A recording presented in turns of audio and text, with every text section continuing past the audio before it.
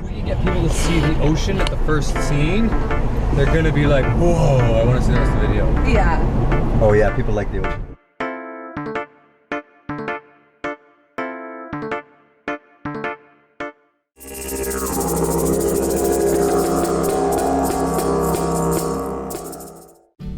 Hello, my name is Angela Willard and I'm a clinical herbalist, and I'd like to invite you to join me out here on this beautiful coast to explore the intertidal zone of the magnificent world of seaweeds.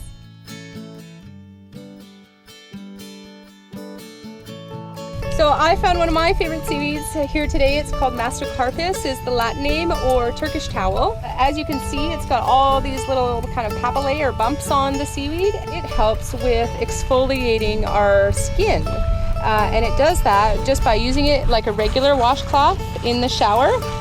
It's exfoliant, so it removes dead skin cells, but it's also emollient, so it softens and moistens the skin as you're doing that. It can last for up to 2 weeks, depending on how fresh you find it washed up on the beach. It does grow at a little bit of a deeper zone in the ocean, so generally we find this washed up on the beach after a storm. It almost looks like it's covered in skin tags. Well, I've got a story for you. When I birthed my children, I suddenly got a few skin tags on my chest, and many women told me that that was it. I was stuck with them and there's no way to get rid of them. Well, I started to use this Turkish towel as a washcloth for a couple of weeks. It took until they were entirely gone. So it's a wonderful way to wash your body, cleanse your skin, moisturize and nourish your skin, and just all around feel like a mermaid goddess when you're in the shower. This is Mazaela, used to be known as Iridea in the Latin world, but now the name's since been changed to Mazaela. The common name is rainbow kelp, and as you saw, it's got this beautiful iridescent sheen to it. It's one of the most gorgeous seaweeds you'll find washed up on the coast. Almost looks like oil sometimes when you see it at first in the ocean, because it's got those blues and deep purples and pinks that shine in the sunlight. We use this one a lot in skincare products. You'll often see it as a primary ingredient in natural seaweed skincare. It's emollient and exfoliant to the skin as well, but it's also a cell regenerator, as well as helps to slough off dead skin cells.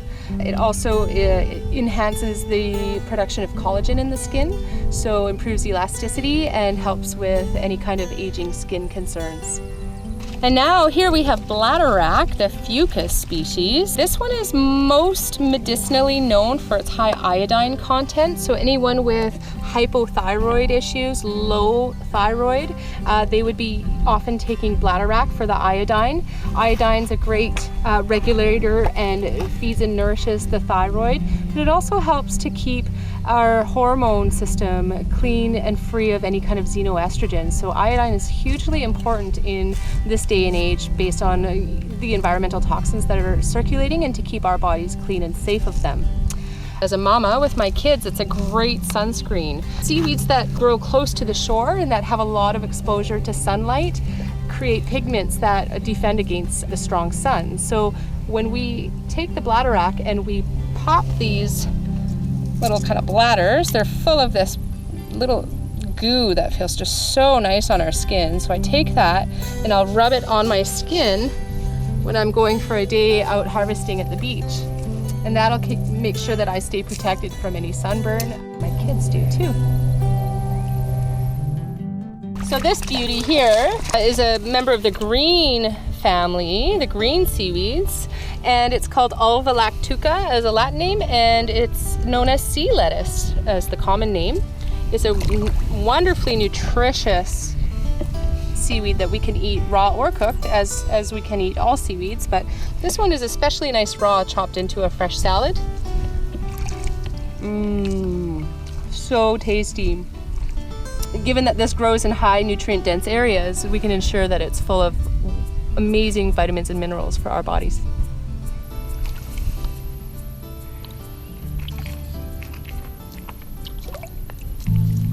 This guy, he wasn't born here. He's not native to this land. He's called a Sargassum, and he's from Japan. He is in the brown family, and he came over from Japan and is slowly starting to choke out some of the tide pools here in the area. As you can see, it's all throughout, intermingled with the other seaweeds and kind of dominating the scene around here.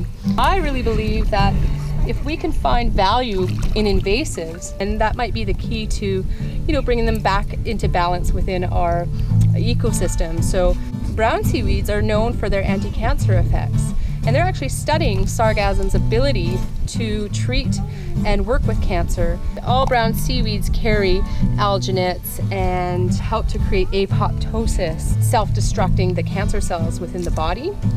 And the alginates are an amazing property of the browns because they have a great drawing agent, so they go through the digestive tract and they will draw out any kind of environmental toxins or toxicity within the body. So that's very supportive to an anti-cancer protocol. So if we can learn to use these invasives for what gifts they have, we might just bring them back into check within our world. So this one's called Leticia. It's kind of not the prettiest seaweed. It's a brown algae again, and my teacher, a phycologist, Vera Roningen from Hornby Island, she takes this seaweed and collects it for her ducks. Wonderful nutrition for animals that you can collect and feed to your fowl or your dogs or cats if they're interested in that. Our dog loves eating seaweed, and I recommend that you try feeding it to your animals too, because it's got such a high nutrient dense profile. So I thank you for joining me on this short and sweet seaweed walk that we took today. I hope that you'll take the time on your own to come out to the coast and explore and get to know intimately these beautiful marine ocean flora that have so much to offer us for not only our bodies, but our minds and our spirits as well. It's a wonderful feeling to connect and commune with these seaweeds, and they've got so much to teach us. If just observing their flexibility and their strength and their durability, it's all these wonderful qualities that we can bring into ourselves and then share within the rest of the world. See you again. Skin, so when there's rashes or burns or ulcerations. Or like a sunburn? A sunburn, absolutely. That's why it comes out during our hottest months. I've heard that this is also antispasmodic and antibacterial. So we have a bit of an effect that way for killing bacteria if there's an infection on the skin, so wound healing in that sense. Like you were saying, ulceration, a wound that won't